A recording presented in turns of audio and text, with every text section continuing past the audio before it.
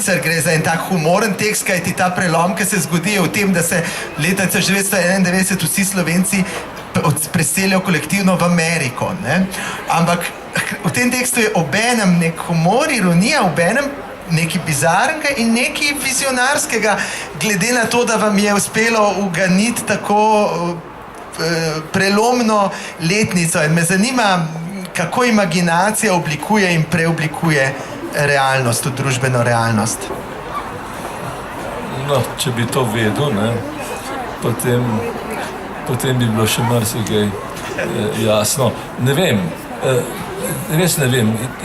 Torej, ta tekst je nastal precej pred letom 1991. Torej, morda 5 let ali 7 let pred tem.